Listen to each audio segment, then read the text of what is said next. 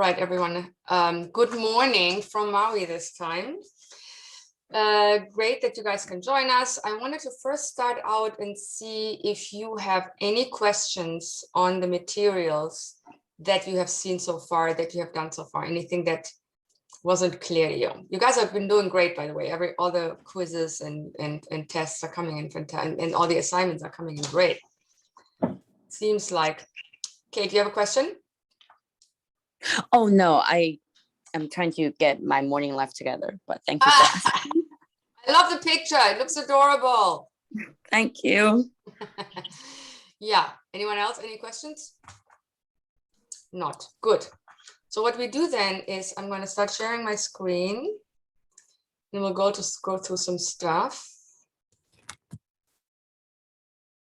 Share screen. This one. Can you guys see the oh shit, hold on. Yikes. 1 minute, please. 1 minute, please. Do you see the PowerPoint? Yeah, everyone sees the PowerPoint? Yes. Thank you. Yes, we do. So you guys are small in my window here, so I don't see if there's any reaction going on. Perfect. We have a few slides that we're going to go through.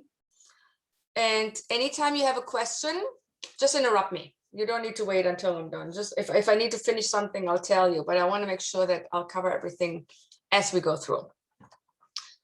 So today we're going to talk a little bit about budgeting. You know, what can we do to kind of reduce the budget if we are found in a situation where the budget is more than what it should be for feasibility reasons.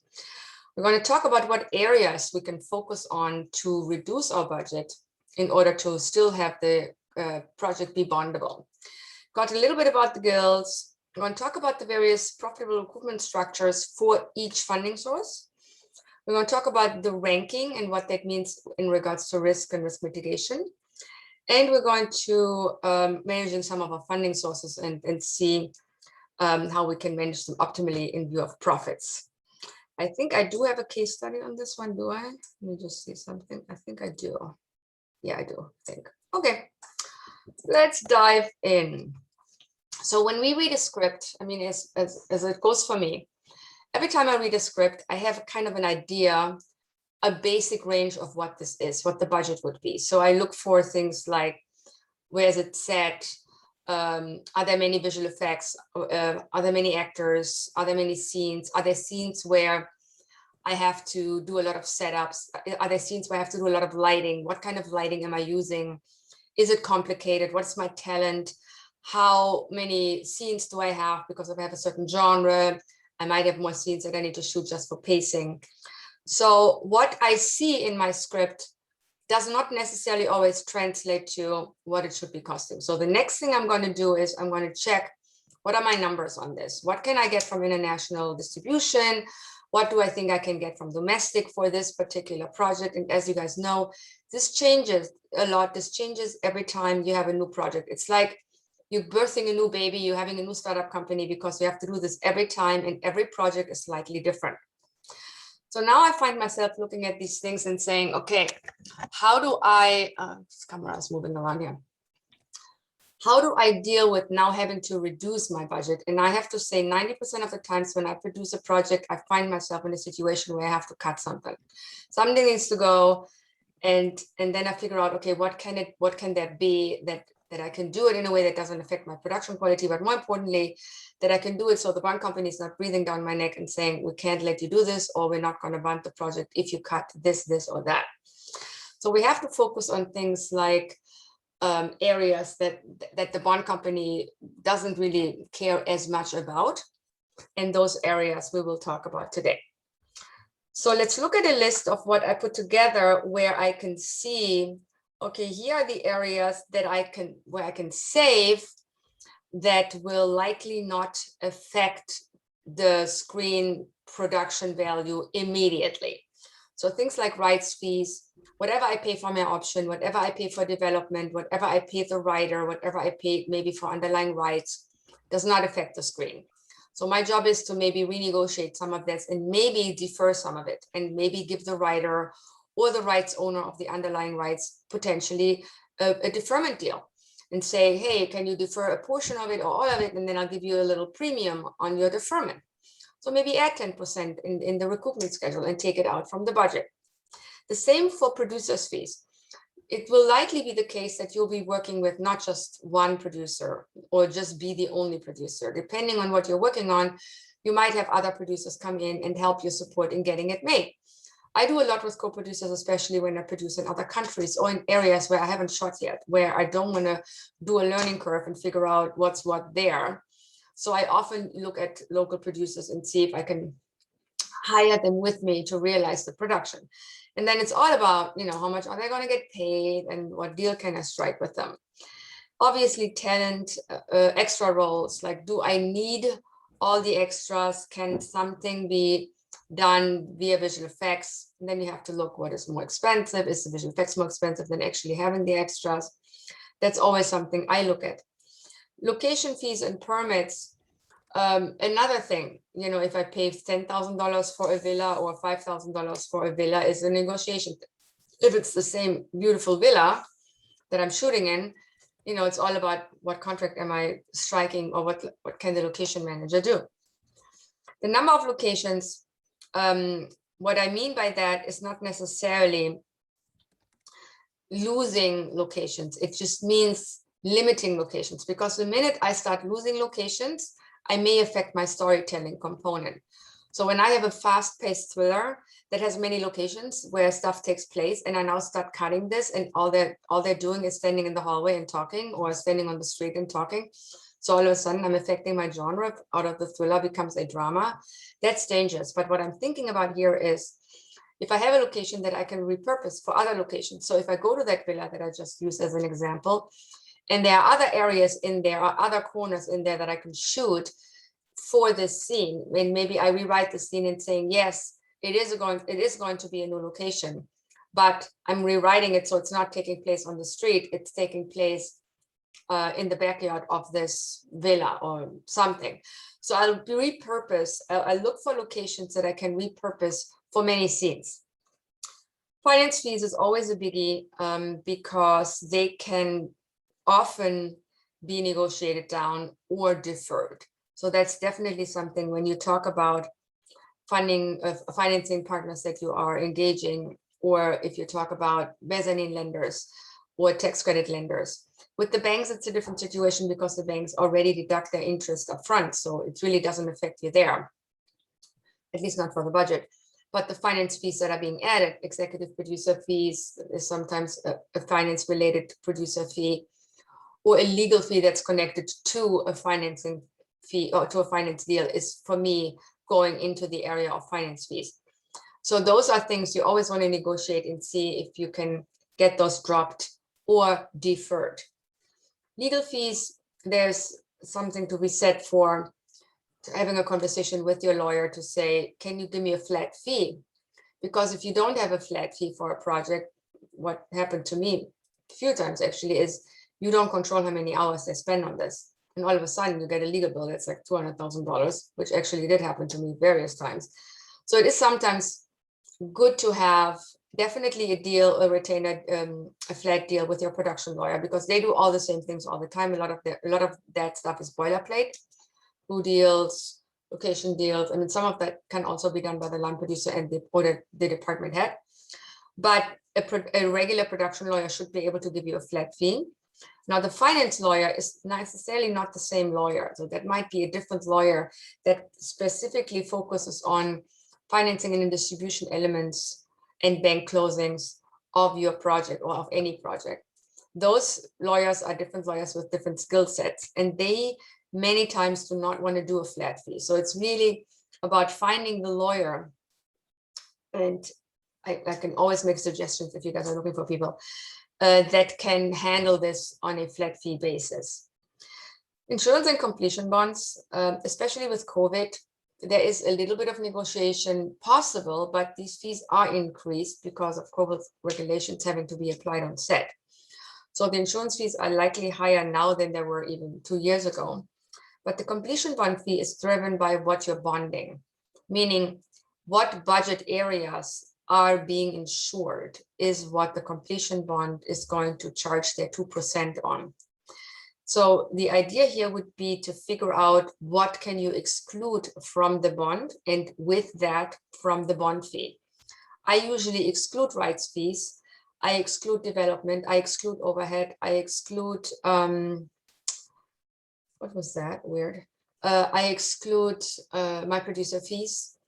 I exclude first day payments. There are certain payments that are paid on the day the completion bond is issued, which we call the closing day or the first day. And those payments don't necessarily need to be insured because they're already paid. So once they're done, they're gone. So I exclude those, and I will push to exclude as much as I can. And then the completion bond can charge their fee on whatever is left for them to bond. The other thing I negotiate with completion bonds is a payment back to me, meaning a rebate, if I stay under a certain budget number. So if I stay under the budget, not touching the contingency, I usually make them pay me back maybe like 0.5%, depending on what kind of movie it is. But that's something you can talk to them about. Marketing and publicity here, publicity is not P&A. It's simply the money that you give to the sales agent in order for them to take your content and take it to the film markets and the TV markets. They need a poster, they need a trailer, they want to get their booth paid for, they want to get their yacht in Cannes paid for, all these lovely things. Those are things you can negotiate with them. And it's something that you can also say to them, listen, let's do some in the budget, but maybe let's defer some to be recouped with your distribution expenses when you recoup them from sales.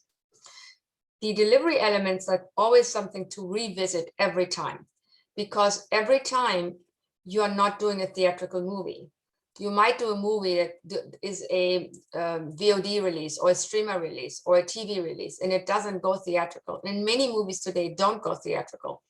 The theatrical delivery element list is huge, huge. It's really big. So you have to think about having to generate and budget all those elements in your post-production budget, and you don't want to do that.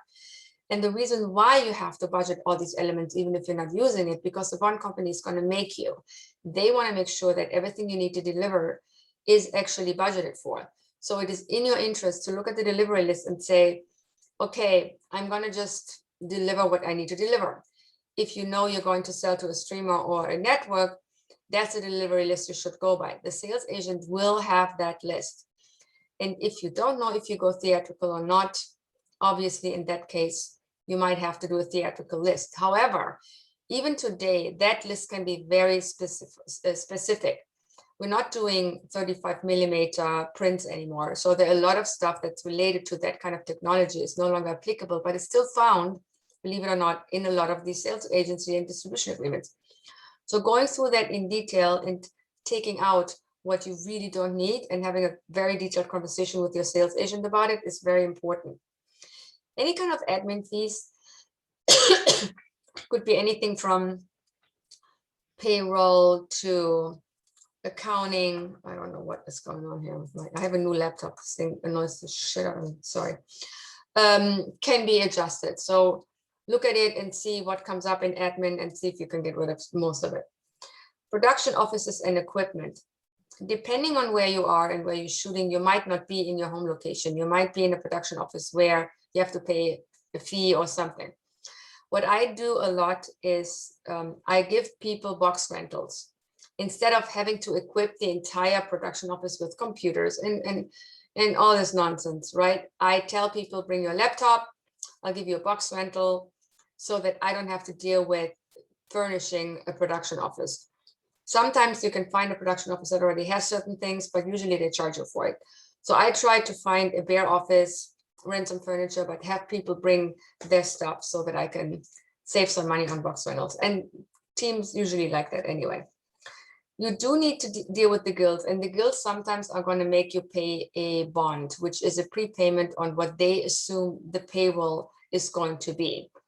There was a very good interview that I did with Cheryl Compton recently from the Directors Guild of America, where she actually suggests and offers her support for you to contact her to figure out for any given project what a potential bond would be and how much it would cost you, because you need to budget that. and what you potentially have to calculate for residuals based on your international.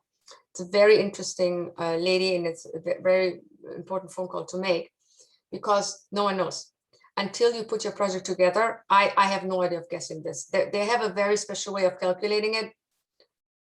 Trust me, I have no idea how it's calculated. I just give, they give me the number, I put it in the budget, and I'm happy. It is important to consider residuals because they're going to affect your waterfall. They're going to affect anyone who recoups behind them. So if your residual component, money that you have to pay to SAG, to the WG8, or to the DGA, if you do a good production, is high, and you don't know this, you can change the risk profile for your investor, and they're not going to be very happy about that. So it's good to know in advance approximately what you have to calculate there. No, we'll talk about that in a little bit. Music licenses, I always say, if you don't have to have the special song that everyone knows about, you know, use a cover, or have someone produce something similar, or buy a license that is not going to cost an arm and a leg by having a conversation with the licensor for what usage you're using it for. So don't buy all usage rights if you don't know you're going theatrical. That's another conversation to really have about thinking about, am I going theatrical or not? Where was I? Title sequence and graphics obviously is something, you know, you can think about how much in detail and how fancy schmancy you want to go there with your title sequence and with your graphics. Post-production and editing. Nowadays, I work a lot with editors who have their editing suites wherever they are. So I'm not necessarily always going into post-production facilities, certainly not where I'm shooting. So when I shoot, and I've done this, usually when I shoot in England or South Africa, or wherever I am, I have a deal with a local post-production facility to then also do the post there. Recently, that is not really the case. Recently, what I've done more is that I either come back to LA, do the post here, unless a tax incentive is driving me to go to a certain region because I want to get money for my post, or I allow the editors to use the editing suite wherever they are, or edit at home, depending on how I handle the editing flow. So that's a conversation to be had with your post-production supervisor to see how practical that is for the project that you're doing. It really depends on what you're doing. For series that are reality-driven, documentary-driven, you can have the editor edit wherever they are, and do the online and the sound can be done wherever the technician is. Jeanette, I have a quick question about that. Yeah, go ahead. Hi. So going off that, what you're saying, when you talk about an editor working at home, let's say he works in California normally, but he has an aunt that lives in New York, and we want to use the New York tax credit and incentivize that. He's not considered so we send him to New York. He stays at that house. It's like, we're not putting up a hotel, but he's not considered a local, correct? Like, we would still have to pay him like he's... No, that's an interesting question. I have done this in Europe where, and I don't know if this translates to New York, so I'm just going to tell you what I've done in Europe. In Europe, we've done a production, and it was a German-Belgian co-production, and I am located in Cologne, which is very close to the Belgian border. So I would schlep my Cologne team to Belgium to shoot. While they are in Belgium, they were subject to the Belgian tax credit. So I could get money in Belgium for them. They were still getting money from Germany. So I was getting twice money for them. I don't know if New York does the same thing, but I think it's a valid question to ask the New York Film Office to say, my editor is going to do the work and is going to be located in New York. Does this count? Because I don't know how other regions work this. I know that for this one example, it worked. It also worked when I shot in South Africa, and my team then went to Pinewood to do the underwater shoots. So I was able to take some of the South African team with me, and and my work at Pinewood with them was applied for the UK credit, and the South Africans still were able to get the credit in South Africa. So we call it double dipping, for lack of a better word, but I have seen this to be applicable. But I don't know. But would we have to pay him?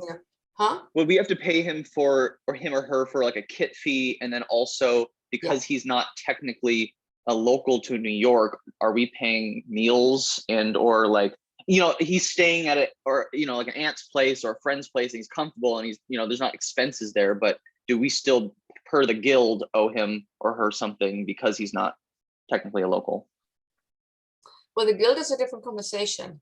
Okay, sorry. Guild So is, I guild guess is one I thing, tax just credit is literally another local. thing. The Yeah. guilds, you pay the guilds. If this guy is a guild member, you pay them, Mhm. you pay him no matter what, whatever the guilds will tell you to pay him. Now, the rates could be different. The rates could be, and I don't know if it's related to what guild is he in? Is he in the guild or in his home state, or is he going to be considered New York IATSE, depending on what guild he is going with? But the guild rates apply no matter what, and they just, I don't even know if they differ that much, but they apply no matter what. Paying guild rates, if someone's in the guild and you're doing a guild production, is going to apply no matter what. The question here is, can this guy, who is originally from, I forgot already where he was from, who now goes to New York and edits there, become part of your tax credit expense? That's really the question that we want to answer here. And in my humble view, he could potentially be subject to the New York tax credit for the time that he's there. So let's say you're paying him $5,000 a week, and he's in New York and doing the work in New York for that period of time, and he's there for 3 weeks. He might not be there for the entire time. So that's $15,000 that occur while he's in New York.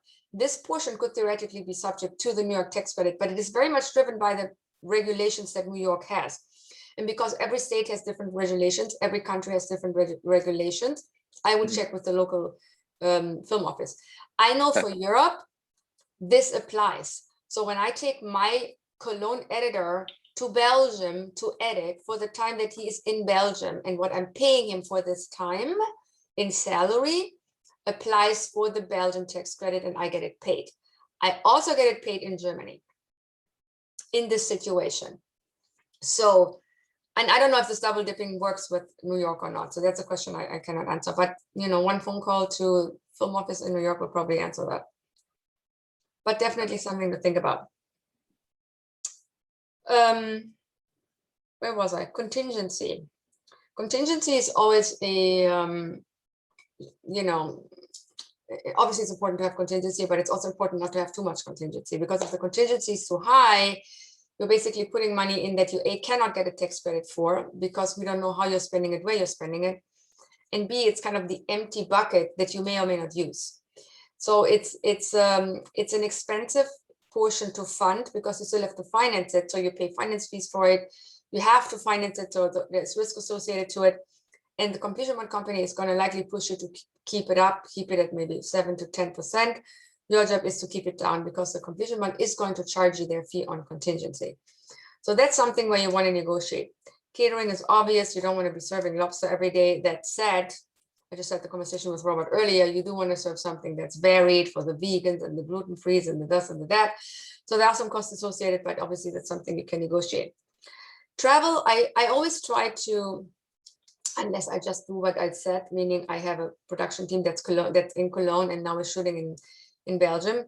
There is a reason for that, for them traveling there. I always try to use local people as much as I can, at least for the second tier. It's not always possible, because when you shoot in areas where there is not a lot of technical teams available and not a lot of production crews, you're going to have to take your people. And then you're dealing with the travel component. If it makes sense to do that, you should always shoot in a tax incentivized region. Otherwise, the travel is going to be a pain. Now, areas to think about is script pages, numbers of scenes, how many moves you make with your company, how many shooting days you have. Shooting days directly translate to money. If you can cut your schedule just by a day or two, you make a huge impact. Prep time is something that I always deal with in a way that I say, I want the prep time because the prep time is important. It solves all my problems early on, but I don't need my entire crew to be part of a prep time. I usually hire the hard nut crew no more than maybe a week or two before we start shooting. Post-production schedules is something as well you need to keep a very close eye on, because if you don't have a very tight post-production schedule, you keep these people on for weeks and weeks and weeks, and it doesn't necessarily translate into efficiency. Sometimes it is more efficient to keep your post schedule tight because it forces the editors and the post-production supervisor and everyone else involved to keep on schedule and to keep with it and not to spreading it out. The bond company is going to try to push you to kind of spread it out because they always want a wider window so that they can, make sure that there's a cushion for them. Your job is to keep this post-production schedule as limited as humanly possible.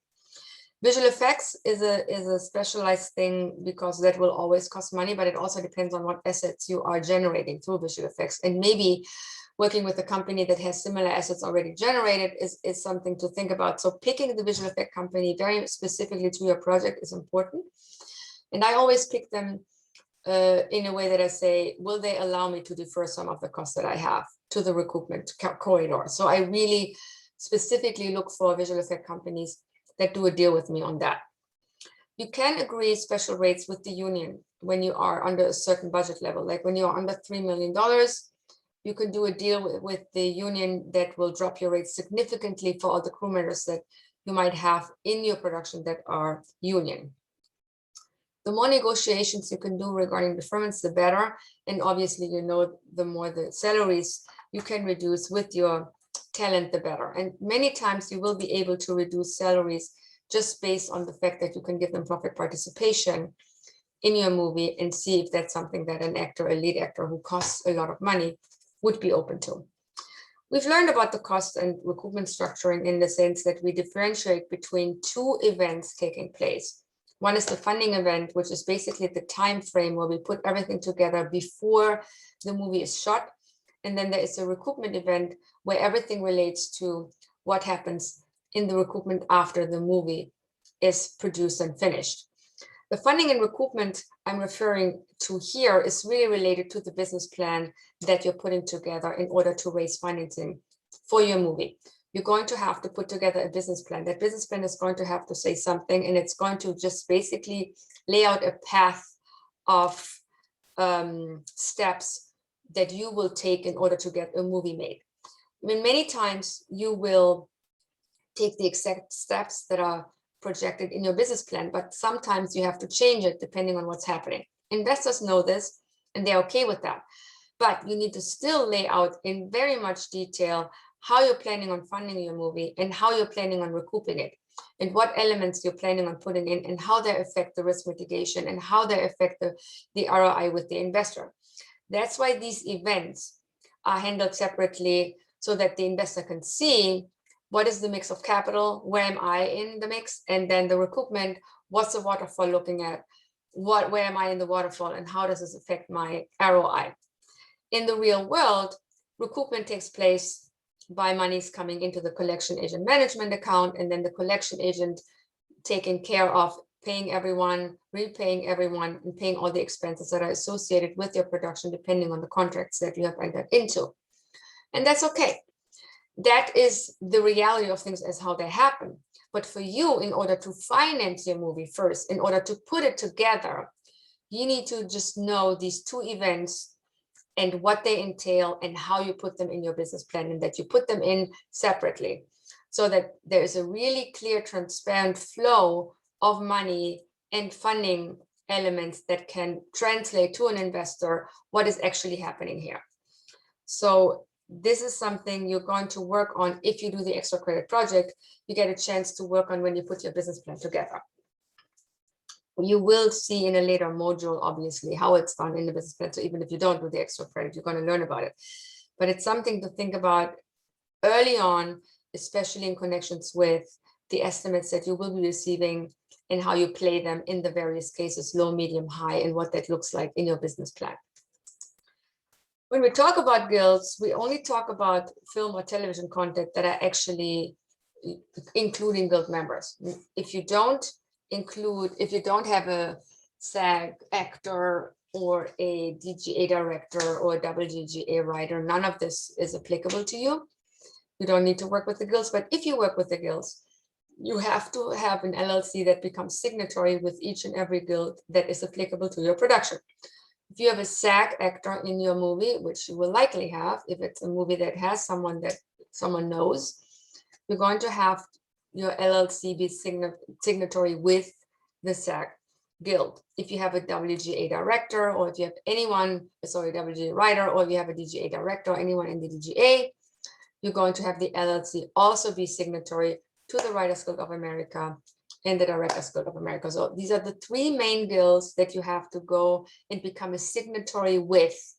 And the entity that becomes a signatory with these companies is the movie LLC that you're putting together when you put together your movie. You can do a deal with IATSE that is an overall deal with your actual production company, which is not the movie LLC. That's the LLC you would have in order to do all your movies. So let's say you create a production company that's called Robert Campbell Pictures, right? And Robert decides, I'm going to develop 15 different movies, or maybe 5 movies and 5 series in my production company. And once they get ready to be produced, I then create the LLCs specific to the project that I'm producing. Robert Campbell Pictures could be doing a deal with IATSE that says, in the next 5 years, I am planning to do 5 low budget movies that are all under $3 million. And I want you to give me special rates for those. And they will do that. They will do an overall deal with you, with your production company, that will allow you to use lower rates for all the union members that you will be hiring. So that's something to think about. So for that purpose, you would assign the production company, that's the overall production company, with the union, with IATSE in this case. But when you go into doing the actual movie, you then become a signatory with all the other entities. So when we look at the funding and recoupment and profit scenarios, we notice that not everything is part of the waterfall. Not everything is sitting in different places. A waterfall, we're going to do a very basic waterfall here, and it shifts a little based on the contracts that you're signing with financiers, and based on where the unions are coming in, and based on if you have a bank loan or not. Not every movie has a bank loan. Not every movie has a mezzanine lender. Not every movie has a guild.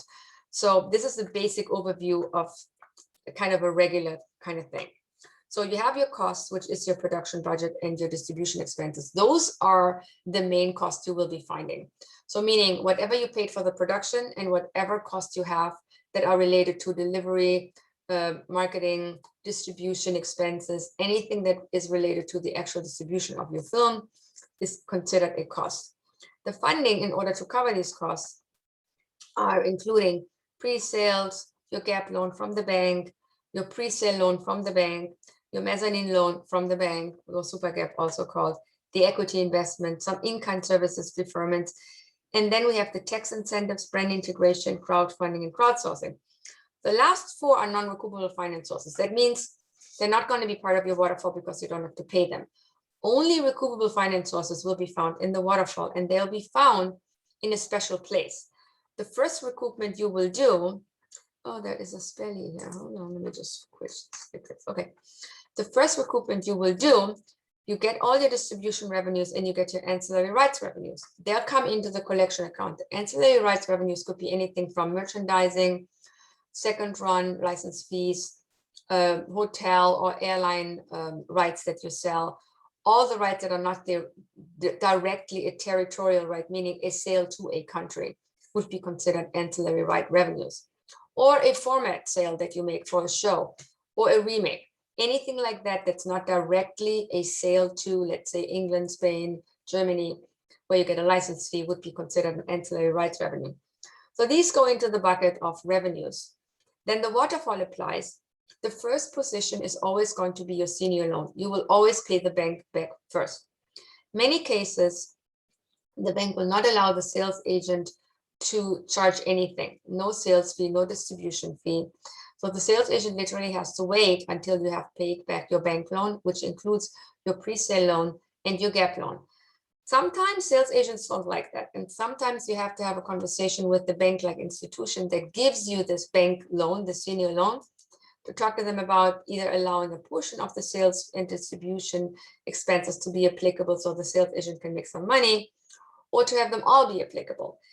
Proper banks like Comerica or Union will likely not go for it, but there are institutions that are doing senior loans. They act like banks, but they're not a bank, that say, okay, fine, we'll have the sales agent recoup first, or we have the sales agent recoup a portion first.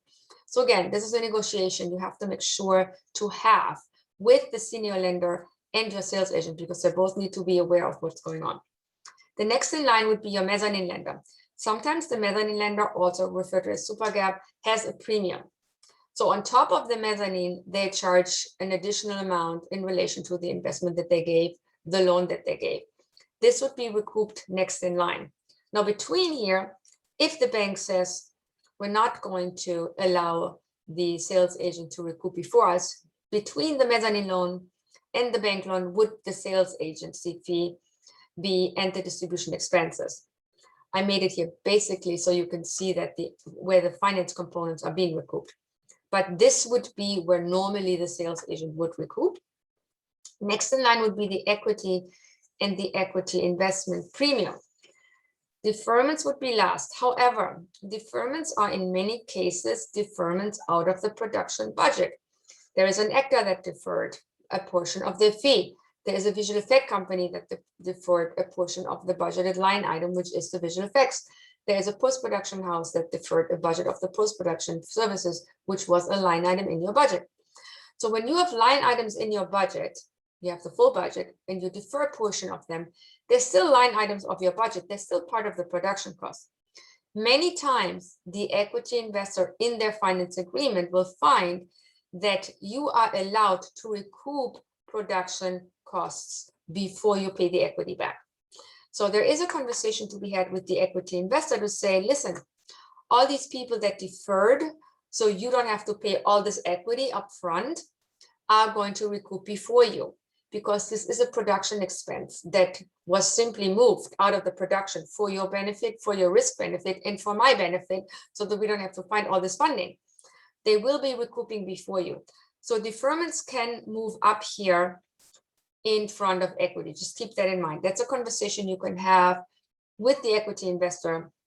And it's also something that whoever defers will appreciate for you to do. In the last step, we have the profits. Now here, you're not recouping in a waterfall ranking system. You give money to everyone at the same time.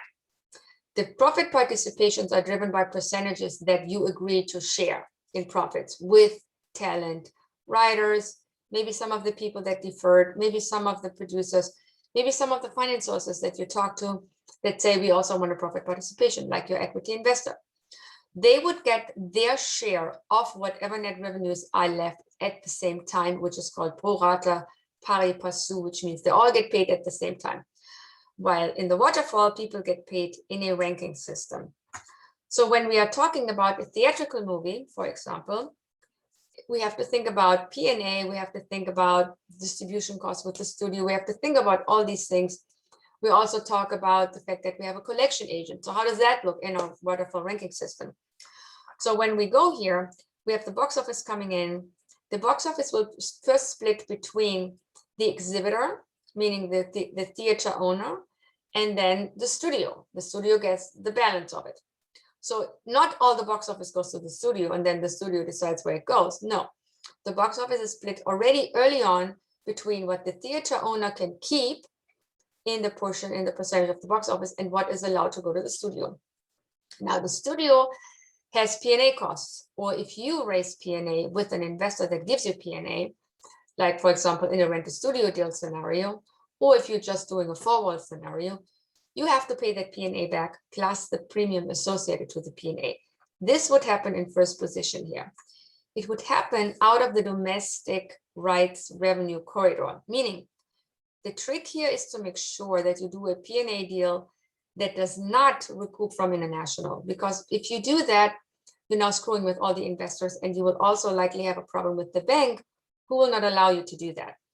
So the P&A investment and premium needs to stick to the domestic corridor so that whatever comes out of domestic is responsible to pay the P&A back. Most P&A lenders know this, and they look at whatever assumption a studio makes. Let's say if it's a rent-a-studio deal, they look at the calculation suggested by the studio as to how much box office can be generated. And then they look at what the studio would suggest would be an ideal P&A campaign and what it should cost. And that's when they base a decision on how much P&A they want to give you and what premium to charge. So this is a conversation very much where you have a conversation early with the student saying, what are we doing with this movie? What are you thinking? And then the P&A lender giving you what they think makes sense for their risk profile. The collection agent will recoup a setup fee that is usually around $5,000 in the beginning to set up everything that has to do with the collection agent management account. And then they usually get 1% of all the revenues that are coming in. The guilds will come next here. Now, again, if we have a senior loan, I'll talk about that in a minute, they will usually go up. The guilds are usually recouping in front of the senior loan. Sometimes they're forced to recoup after. It depends on what bank loan we are negotiating and how the guilds will play with us, but it is a conversation to be had with guilds and sales agents. Now, banks can do two things. Banks can recoup outside the collection agent management account, and many times they do that. They don't want the collection agent to charge anything. They don't want anyone to touch anything before their loan is paid back. So sometimes what happens, especially with Comerica, who I've done a few deals with, they set up their own bank account for this movie, and they require that all the payments go to that very bank account outside of the collection management account until they are paid back. And once they are paid back, all the revenues are then directed to go into the collection agent management account. This will happen with certain banks, and there is no, for you, it doesn't really matter. It's no difference because you pay the bank, It doesn't matter where you pay the bank. But it does affect some of the players that you work with, like the sales agent, the collection agent, the guilds. You have to keep that in mind. The mezzanine lender always recoups behind the senior loan and always recoups out of the collection agent management account. So those guys will not be recouped outside of your collection agent accounting. The equity also is paid from the collection agent. Deferments, again, are paid from the collection agent, and then profit distributions at last, also paid from the collection agent. Again, here deferments can theoretically move up in front of equity. So when we do our funding sources and we talk about what money do we get where, how much is it going to cost, there are certain ranges that are applying. And there are certain requirements that need to be there in order for you to access that kind of funding. So when we talk about a bank loan, it can be something where you can get a bank for pre-sale. You can get a bank for a loan for a split rights deal. When you do a deal, let's say with, let's say you do a deal with a studio or a network station, doesn't really matter. And they decide we're going to do a split rights deal with you where they're going to keep the US rights in perpetuity forever. And you get to keep the international rights. That's basically what a split rights deal looks like. In some cases, they will cash flow that deal. In some cases, they will say, our deal is going to be paid in 20% when we do the deal, and then we give you another 30% in pre-production, and then we give you another 30% on first day of principal, and then we give you another 20% in the middle, and then we give you another so-and-so at the end, and then you get something at the end after post and delivery. In many cases, you will find that the split rights contractual partner that you have will cash flow their deal.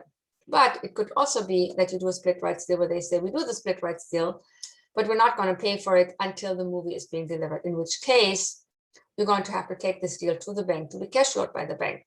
In that case, it becomes a part of your bank loan, and it would be handled similarly to a pre-sale loan, where you have a pre-sale that you do with the country, you get a license agreement, and the bank will then take the license agreement and give you a loan for the license agreement. This will then become part of your bank loan. Now, if you do an all rights deal or a pickup deal, you could go to, let's say, Netflix and say, I'm going to make this movie, and Netflix says, it's amazing, we want it, we buy all rights. Netflix theoretically could say to you, we're going to pay you 20% on closing of the deal, 30% in pre-production, We give you these payment installments in accordance with your production cash flow plan. Okay, in that case, you don't need a bank, obviously. But in many cases, believe it or not, they will give you a deal and they say, we'll pay you on delivery. Okay, then you have to go again and get this deal cashed out by a bank. So this becomes a bank loan. So it's not just the pre-sales that you're cash flowing with your bank, it's also your pickup deals and your split rights deals that you might have to deal with cash flowing through a bank. Now, the bank is going to require a few things.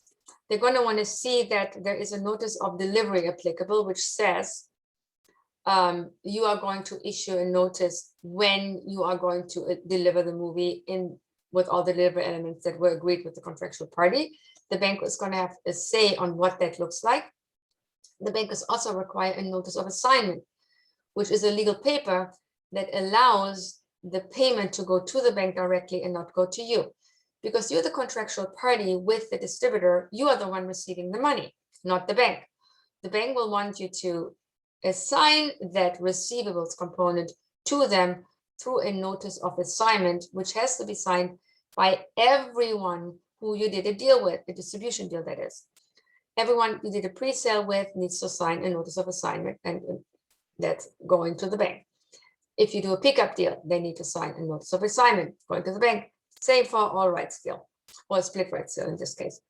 So the bank will look at this and say, I'm going to decide how long I will allow you to have this loan for. Many cases, a bank loan is not going to exceed 2 years. So you have to make sure that whatever payment you are getting from the distribution partners comes in way before that. Ideally, no later than 18 months. You want to have 6 months of window. Sometimes people pay late. But the contractual agreements that you do with your distributors and the contractual agreements that the sales agent does for you on behalf of your movie should include a distribution payment schedule that stops at 18 months. So nothing is to be paid after that, because you do not want to be late on your bank loan. You would lose your movie. When you do the bank loan, you have to think about the fact that the bank will decide how they feel about the distributor. They will decide, is this a strong distributor? Do we have a track record with this distributor? Is this a tier 1 distributor who always pays on time, who always pays what they're supposed to be paying? Or is this a tier 2 distributor that either has not have an established payment record with the bank or the senior lender, is in a economically challenged country, which makes it automatically a tier 2, or is someone who has a very spotty payment record, pays once in a while, doesn't pay another time, pays late. Banks will look at these distributors very carefully and then decide, is this a tier 1 or tier 2 distributor? And based on the tiering they apply, they will apply a discount. Tier 1, you can usually get anywhere from 80 to 100%, sometimes even 100% of the license fee amount, minus, of course, any down payment you receive. For tier 2, you can go down to 50% or nothing. So there are many distributors that the bank will discount very heavily depending on the payment track record they have with them or where they feel they sit. You know that the bank loan is contingent of these two components, being the pre-sale loan and the gap loan. You will also have to remember that the gap loan has to be covered by twice the unsold rights of the loan amount, meaning 200% coverage is applicable for a gap loan. If you get $100,000 as a gap loan, you have to have $200,000 in unsold rights. This gap loan caps out at 20% of your budget. If you have $300,000 of unsold rights and your budget is $1 million, you only get $200,000 no matter what as a gap loan component. So that's important for you to know. Banks will charge all the fees up front. So interest will be deducted, legal fees will be deducted, loan fees will be deducted. Any fee associated to this loan is going to be deducted from the loan amount. So when you get a term sheet from the bank, which they issue, it's going to show you, we have these distributors, we're going to discount this much, tier 1, tier 2. We're going to charge you this much of interest for the discounted distributors, pre-sale agreements. We're going to charge you this amount of interest for the gap loan component. And we're giving you this much gap based on these unsold rights related to this sales agent who we may or may not like. And we're going to charge you all of these fees. And here's what you're going to be left with. So the term sheet will tell you early on how much money you actually will have available to finance your budget. So it's important to keep a very close eye on that. When we go to super gap and equity, the super gap component is very similar to the bank loan, to the senior loan. This is the junior loan, but they're not requiring as much collateral. So when the bank says, we are giving you a $100,000 loan based on the fact that you have $200,000 in unsold rights, the mezzanine lender might say, we'll give you $150,000 based on $200,000 you have available in unsold rights, meaning their collateral requirement is much lower. It's still there, Can't just be 1-to-1. It's probably going to be 1-to-1.5. So there is a bit of air that they want, but it's not going to be a double coverage like you would find with the senior lender. These super gap lenders, mezzanine lenders, however, have very high interest. There are anywhere between, I would say, 10 to 15%. So it is in your interest to keep this loan as short as you can. However, if you keep it too short, you run the risk again of losing your movie because you might not make the money as quick. Usually these mezzanine loans go anywhere up to 4 to 5 years. But remember, you're paying 15% every year on this loan. So they're going to either deduct the interest up front, or they're going to make it pay to you in the recoupment. They have these options. Additionally, and it really depends on the lender that you're dealing with, they might sometimes charge a premium and sometimes even a back-end profit participation component and an executive producer fee. So there are a lot of fees associated because this kind of funding is not regulated as much as like a senior loan would be regulated, where industry standard terms often apply. You find similar interest rates for senior loans with the bank-like lenders, where you find that super gap lenders are all over the map. They could be inexpensive, they could be expensive, their collateral requirement could be low, it could be big, they could have premiums, they couldn't have premiums. It's basically the Wild West when it comes to super gap lending. Equity, again, is only, I would say, semi-Wild West, because the equity usually is the balance that you are achieving after you have done all the other funding sources. And they are looking at them at themselves as the high risk investment. So they require IP ownership, meaning they're not just getting a profit participation that connects to the investment in relation to your budget, but they also own the IP with you for the time being. You do have the option to say to them, like, for example, when I do a TV series and I have an investor in my season 1, I'm not going to have them participate in season 2 because I have to find another investor for season 2, right? Unless they invest in all the seasons, which usually is not the case. I have to separate now this one IP into chunks, recognizing the one IP has seasons. The same applies for movies and franchises. So what I do with an investor like that is I give them a little bit of a profit participation in other seasons / the brand itself, because the seasons then become a IP that is basically a brand. And I do the same for movies that could become a franchise, where I say you're going to get a little bit of a profit participation on the other sequels or remakes that you didn't participate in, but you're not going to own an ownership component in those. So the difference here for you to remember is that profit participation does not equal ownership. And you need to be very careful with how much ownership you give away. It looks on paper for the first movie that you're doing, like the profit participation and the ownership are the same percentage. Usually that's what happens, unless your equity investor is a little greedy, and then it's a whole different conversation. And then you can split it up. Ownership is this, profit is that. It's always better for you to increase the profit participation and reduce the ownership component. So keep that in mind when you negotiate with your equity investor. The premium is usually around 20%.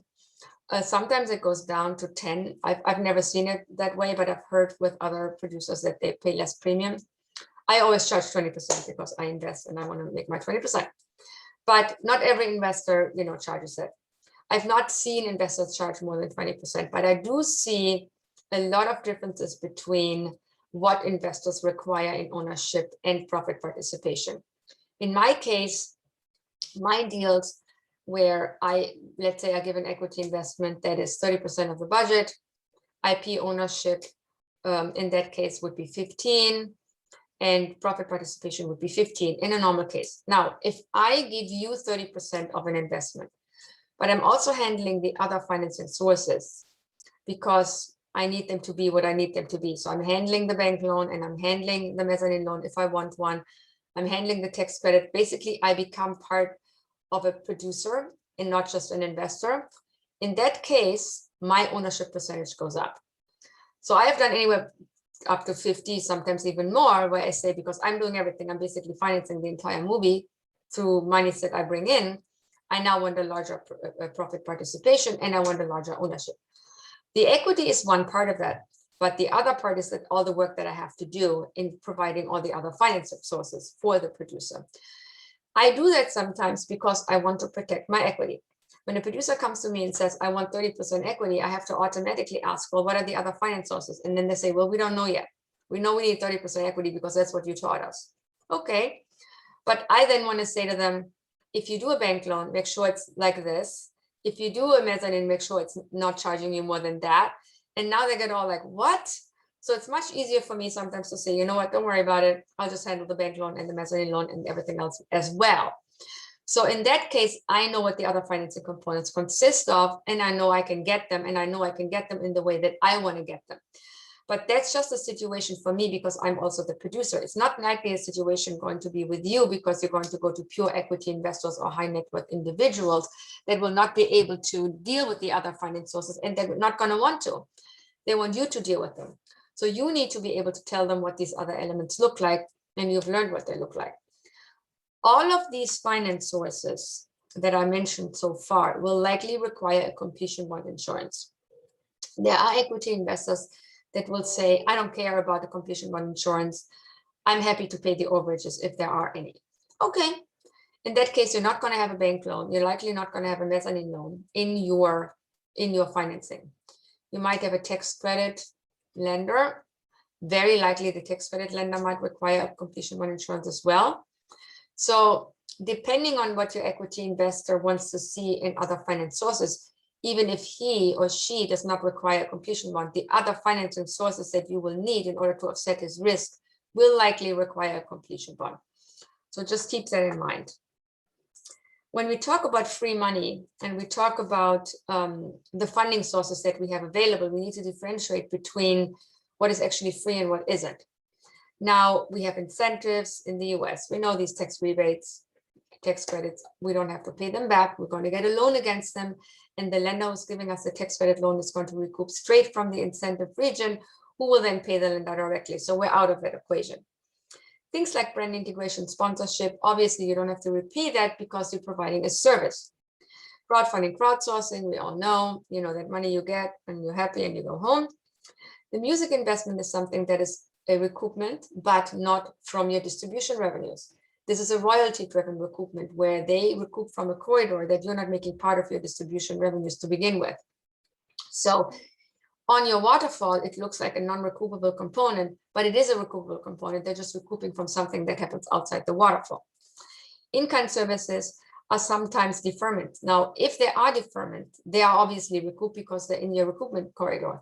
If they're an in-kind service, for example, you're hiring a UPM and the UPM, unit production manager, wants to have a line producing credit because that's the next thing on his career ladder.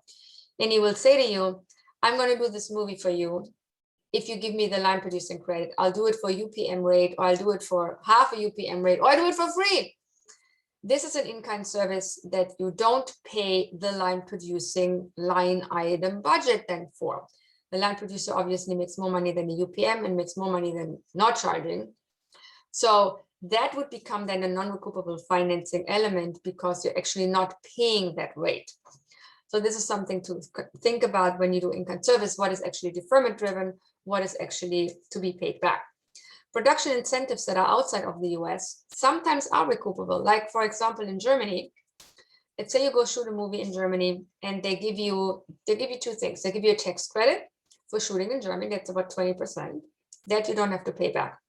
They also give you a subsidy component that is driven by a committee making a decision and deciding, we love the movie that you're doing. It is great to shoot here in North Rhine-Westphalia. We'll give you this extra funding for it. Now, this extra North Rhine-Westphalia funding is funding that you have to pay back. However, that portion, when you pay it back, first of all, is paid back way below. Meaning, sometimes it's even paid back after you make certain profit participations that you have insured for people to receive. Sometimes it's paid back on the net revenue line item in the waterfall before the profit participation. It really depends on what it is. But if you pay it back and when you pay it back, it's going to sit there for you in an account to be used for your next movie that you're going to shoot in Germany. So while you pay it back, it is your money. You can use it for another movie. And then there is no committee deciding whether or not you get the money or not. You get the money. And then in addition to that money that you paid back, you get another committee funding potentially for another movie that you're doing, and you again get the tax credit. So while it's a recoupable incentive, it is something that you can use then for your next project. This is very Germany specific. I don't think that other countries do this. Most other countries offer the same kind of subsidy than you will find here, which is driven by tax credits or rebates. Brand integration, we talked about in-kind services, visual effects, post-production, and so forth. These are funding sources that in many cases are recoupable unless some of it is just deleted. If you work with the post-production house that says, I know we're going to charge you 5% of the budget for post-production, but we're not only going to charge you 3% because we want you to come back with your next movie, then this becomes, the 2% become a non-recoupable funding source. But in many cases, it's structured like a deferment where you pay back the funding portion that was deferred, and usually you pay like a 10% premium on that. Now, when you do brand integration, you have to think about working with this advertising agency or placement agent, and they would approach certain brands, or maybe you have a direct relationship with a marketing officer at a company that you want to discuss a sponsorship with. Those investments are driven by their inclusion in your content, and they're really driven by the message that is being told, the scene that is being described, the product integrated with a character in a certain scene in a certain way. So these branding companies usually go very much into detail, discussing with you how exactly you're telling the story, what the message is, how the character is reflected, and how the product is seen. They'll also talk to you about what other eyeball attraction elements can you deliver. Is there going to be a presence online? Are there any live shows? Are there any games connected to the show that we can do online or that we can do with advertising? What kind of cross-promotion components can we talk about? So it's not just as simple as let's put the Coke bottle in the screen and get paid for that. There's a lot more in that conversation that includes and that revolves around organic integration into story and character flow and additional eyeballs that can be provided outside of a theatrical release or an airing on television. Brands come on board when you kind of know, I'm going to be on this network, or I'm going to be on this streamer, or I'm going to be theatrically released on this and this many screens. They need to know what your release campaign looks like and what your goal is in order for them to justify how many eyeballs can be reached with this content and how much money that is worth for them. So in many cases, you're going to pay the advertising agent that helps you, or the product placement agent that helps you, a fee which is deducted from the money that is being received, and then the balance is given to you. The balance is given to you in usually two chunks, 50% to be used for the production, and the other 50% is usually given to you by the brand when the content is being released. So when you get brand integration, just be aware that in many cases, the payment schedule requires two payments at least. So let's talk about what we do with our investors when we are going out there to raise money. What should we be aware of? What should we tell them? What is our job in assessing them out and them assessing us out? So I put together a little checklist that actually protects both the producer and the investor. When I work with investors, I cannot tell you how many times I get offered money and it turns out not to appear. It's a thing. I mean, I don't know why an investor would come and say, Jeanette, I'm going to give you $5 million for this movie. I love it so much. And let's have lunch and let's talk about it. And then we have lunch and talk about it and nothing happens. Happens all the time. Why investors do this escapes me. I'm not Halle Berry. Why do you want to have lunch with me? Makes no sense. But they do it. It happens. So for you, it's important to ask a question like, have you invested in media before? Have you invested in content before? How do you see this investment apply? Do you have the money? When do you have the money? Ask hard questions about their experience level and their expectations in investing with you, and be very clear about when this money has to show up. Usually make the time frame a little shorter in case they come in later. So you need to be a little pushy with them and say, I appreciate the opportunity, here are my questions for you. And here's the time schedule I'm operating under. Can you deliver on this? And have them sign a little deal memo with you where you write that down. Before you even go into a deep investment contract with them, write a deal memo that says, here's the movie, here's the money that I'm getting, here are the terms for the money that I'm getting, here's when the money needs to show up. And if the money doesn't show up by then, this deal is null and void and no one owes anyone anything. One-page deal memo, at least you then know who you're dealing with. You need to disclose the risk very clearly. Also already early on in this deal memo that I just mentioned, or in an email that you communicate with them. Be very clear to tell them you can lose all your money. There is no security. You're investing in Hollywood. It's high risk investment. You can lose all your money. This needs to be specified in every piece of paper that you're dealing with, in this deal memo, in an early email, in the conversation, and of course in the finance agreement. The investor's obviously going to look at your track record as a producer, but also at the track record of someone you might hire that has experience that you bring on board in order to make the investor feel comfortable. So it is in your interest to work with executive producers, usually in this case, or a co-producer who has a track record that the investor would feel comfortable with. So make sure you mention that somewhere. And when you put your team together, your production team, focus on certain positions that are important for your content. Let's say you have an animated series that you want to produce, or an animated movie. The animator, or I should say there's a word for this. Oh my God, my English this morning, blanking. Whoever runs the animation should be someone who has done this before on an animated movie that had some success. Or let's say you do a visual effect driven movie. The visual effects supervisor should be someone who has done this before on a successful visual effect driven movie. Let's say you do well, the director is always a big question. Should the director be someone who has done something before? My answer is, when you work with investors, absolutely.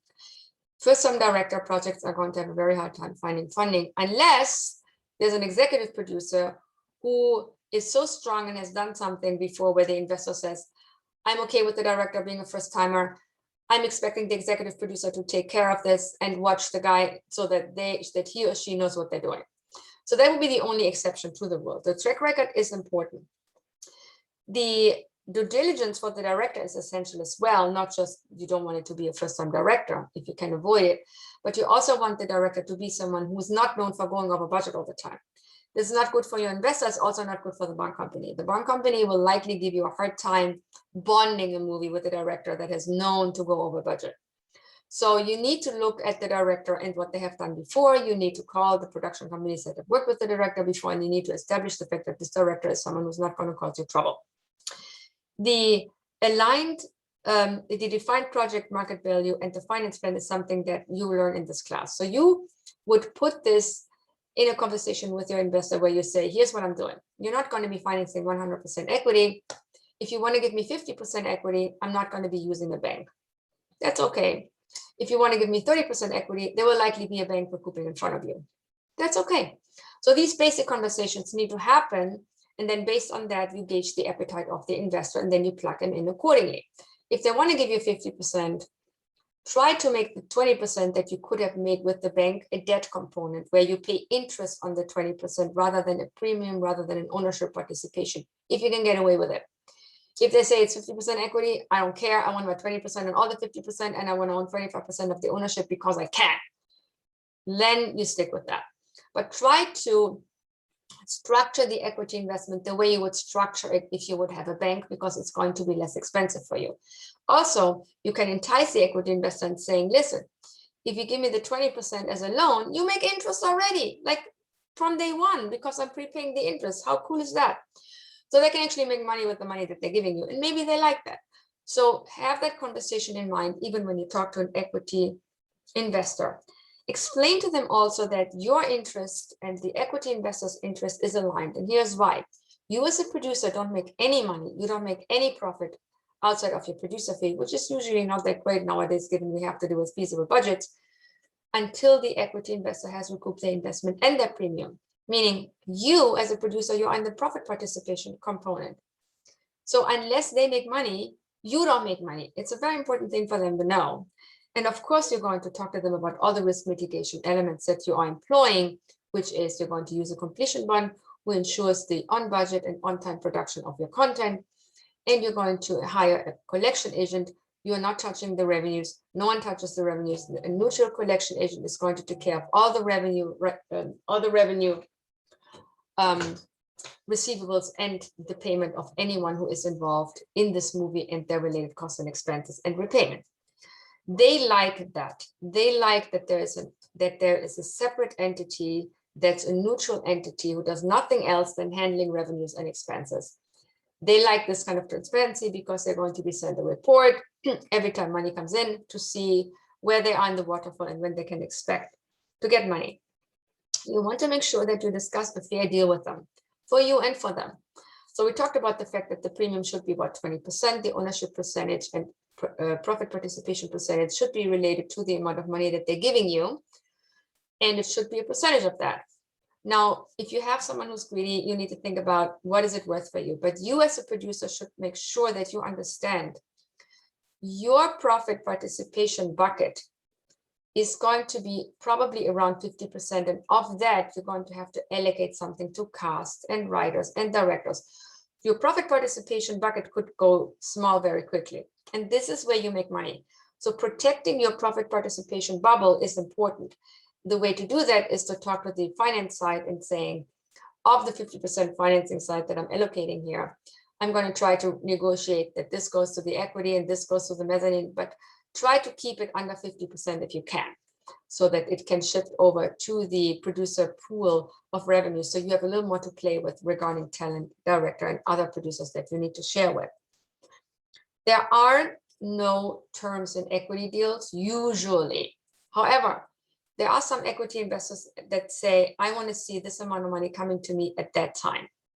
I've never done it because I don't know when money is coming in. I do project in my business plan, usually a 3-year term, so that they know, okay, in 3 years, they should be expecting to be repaid or at least get some money back. And I show them what money is coming. But I don't contractually agree to a term, because the minute I agree to a term saying you get your money in 3 years, I'm making a legal assumption or a legal statement that can bite me in the butt later, because the equity investor could say, you told me you're going to be paying me back in 3 years, even though you said this is a risk investment, you still told me you're going to be paying me back in 3 years. Problematic. Now, if you have someone who says, I want to see milestones, I want to get paid in certain ways, and I want you to pay late payments in case you pay late, you can put this, of course, in the agreement, but you always have to put the caveat in to say late payments will be added to your premium, and we're going to try to hit these marks, and then we pay the late payment in addition to your premium. But it is just a milestone that we're going to try to achieve, and we do use best efforts, which is the legal language you would use, but you can't guarantee it. So there should never be a repayment guarantee or a term payment guarantee in your investor agreement. When you talk about budgeted line items with investors, they're going to want to see things like how much is the producer pool getting, what is overhead, what is the production fee, what is cast. So they want to see certain bigger chunks to understand where your budget is going, what line items are applicable. Some investors want to see the entire budget, others don't. They just want to see, give me the rundown of where the money is going, so I just get an overview. A top sheet budget will probably be sufficient for those kind of investors.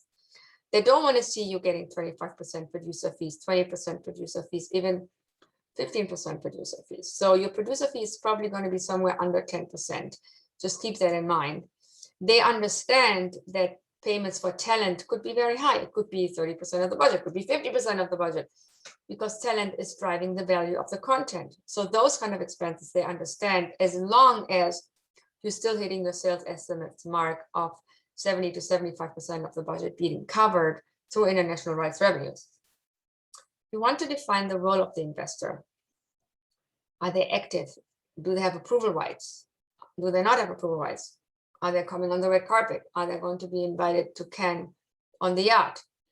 All these things investors want to know. They want to know what they are expected to do, ideally nothing, but sometimes they do want approval rights.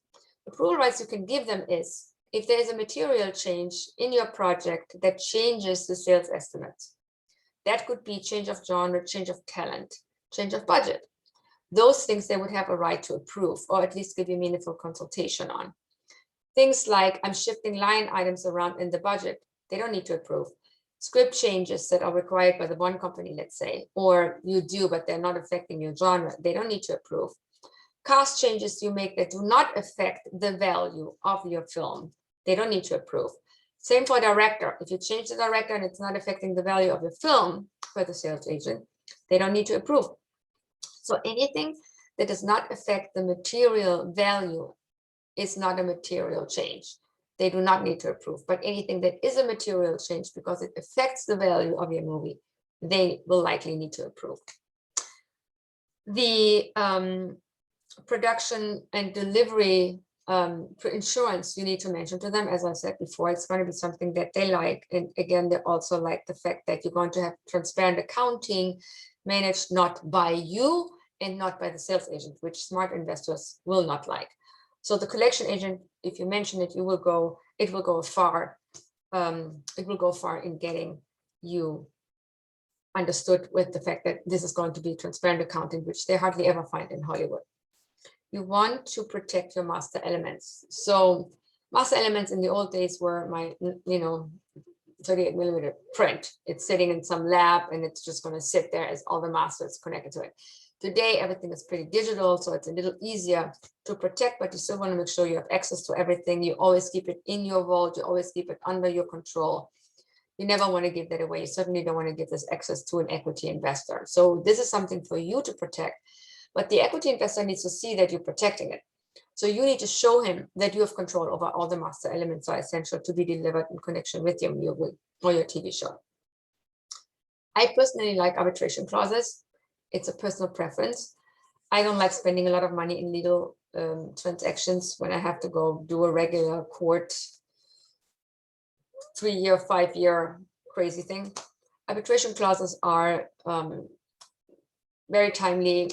Arbitrator decides what's going to happen, and it's not the most expensive thing to do in case of a dispute. So in case of a dispute, I would say add something in the agreement that says this agreement is subject to IFTA arbitration or any arbitration that you feel is applicable for this. I use IFTA arbitration clauses because it's applicable to our industry. So the arbitrators are people that actually come out of the industry versus some kind of retired judge who's never done anything in the movie industry. So that's kind of important. Let me just look at the time. It's 11:22. So I think I'm going to not do the case study this morning because I don't want to take too much of your time. Are there any questions? Yes, I have one question about contingency. So is that included in the overall production budget, or is that something completely separate? The first part of the question I did not understand. You have a question about what? Contingency. Oh, contingency. Yes, it's part of the budget. Yes, I know. Okay. So it's usually between 5 and 10%. I always try to get away with 5%. With the bond company, it's driven by that. If I don't want to deal with the bond company, if the bond company is okay with the budget that I have the way I have it, I get away with 5%. But they usually ask for 10. So in the beginning, I kind of have that in my head that I might have to deal with it, but I will never give the bond company a budget that shows 10% contingency. I always give them the budget that shows 5% contingency. Okay, cool. Thank you. Sure, Eric. Anyone else? Any questions? Could I ask a follow-up question? Please. On contingency? Yes. So if you budget 5% and then for some reason it exceeds of like whatever permits, location, whatever reasons, what do you do about it? We don't do anything because the bond company is doing that. If you have a bonded movie or production, the bond company will take care of any of those overages, because if you exceed the contingency, that means you're going over budget. Okay. If you don't have a contingent bond company, you will be paying for it, hopefully. Right. Otherwise, you're not going to be able to deliver your movie because it's not going to be finished. Right. Right? Thank you. Yeah. Good question, though. Thank you for that. Anyone else? I think we're good. Okay, so I stop screening now. I'm going to stop share. All right. I will send you this PowerPoint. I circulate the link anyway, and I'll send you the PowerPoint. It will have a case study in there. If you can feel free to make it. And if you have questions about it, you can call me. But I will let you go now and have a beautiful weekend. And I will see you in 2 weeks again here at 10 o'clock. Thank you. Thanks, Jeanette. Thank you guys. Bye. Bye. Enjoy Hawaii. Yeah, we'll do. Thank you. Bye. Bye. Bye.